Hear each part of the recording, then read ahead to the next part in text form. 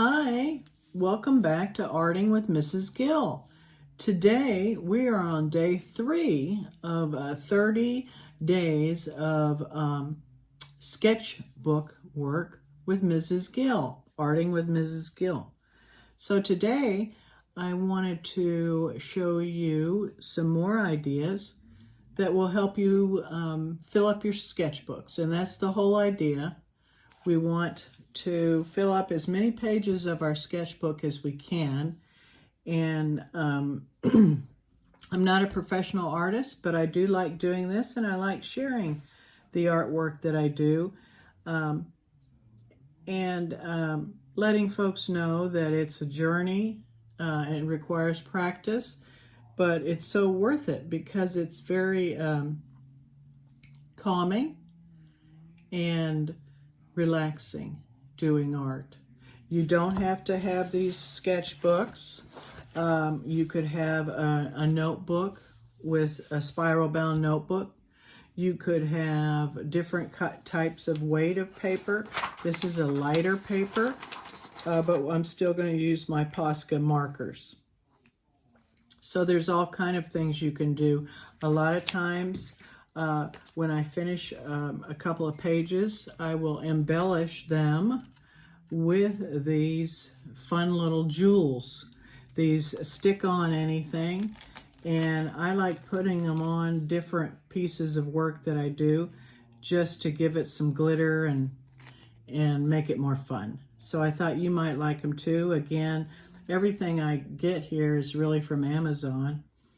And you can get a whole bunch of these pretty inexpensively. So anyway, I encourage you to get those and then just put them on as you see fit, wherever. Not that one. No, let's go with this little one. And you can just stick them on. That's what I do. And it makes everything shine. And now, there it goes. And you just stick it.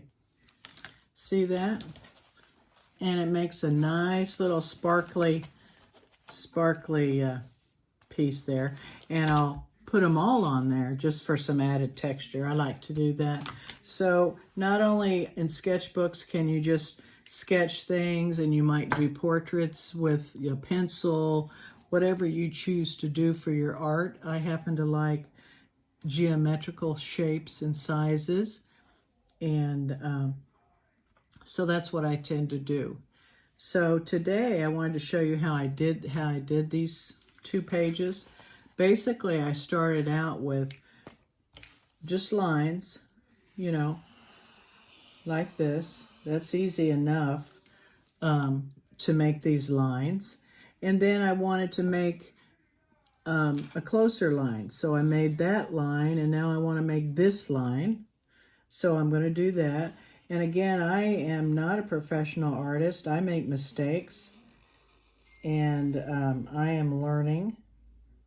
Every time I have these sessions, I learn new techniques as well, and also practice.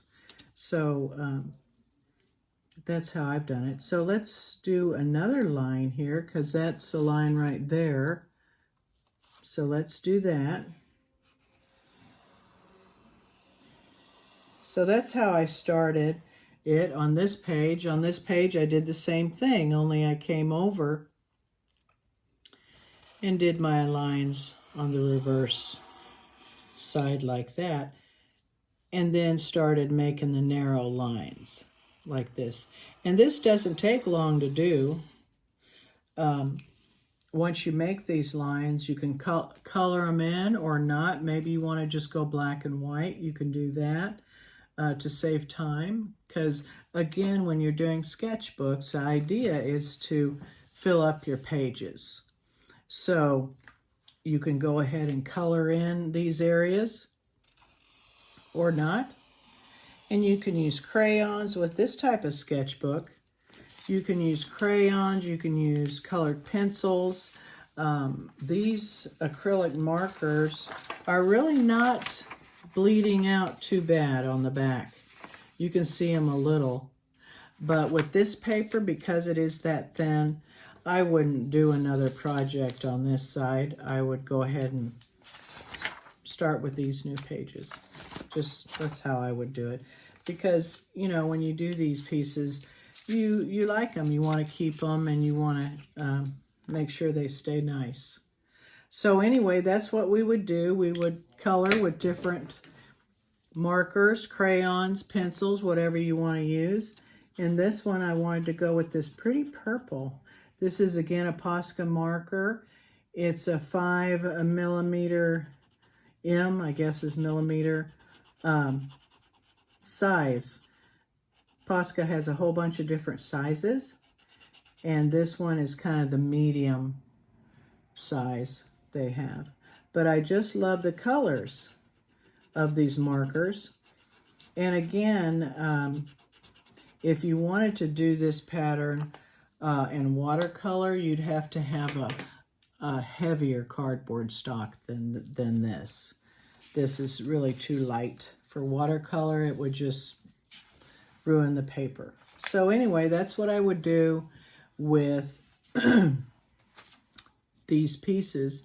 And then again, I would come back, and as I've told you before, I like to doodle it because it's fun, and it's very relaxing. So what I've done is I've made my lines, then I colored it in with different colors, whatever you want. Then I went back and took my thinner black marker and started making my little doodles, I call them. And they're really fun. I see I haven't finished here. I need to put more white right there.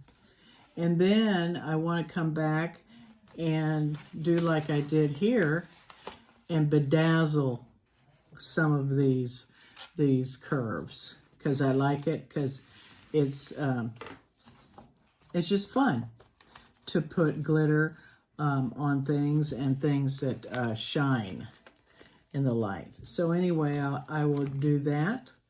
And again, it's up to you what you put in these lines. But as you can see here, you can do a lot of things. And I could still layer this more with more Posca pens. Because they are acrylic, you can go over and cover any mistakes you made, or maybe any colors you don't like. So that's a great thing about those markers, and they dry quickly. I like them rather than a paintbrush and an acrylic pen brush and acrylic in a container, because it's not messy. And it's just a lot easier. So that's why I like these markers. Again, you can use whatever you would like. So that's kind of it for today. I hope I get some more subscribers and views. I'm new at this and I'm learning. Bear with me on any little errors or whatever. Again, this is for relaxation and fun at this channel. So please come back and art with Mrs. Gill at Arting with Mrs. Gill. Thank you and have a great day. Bye-bye.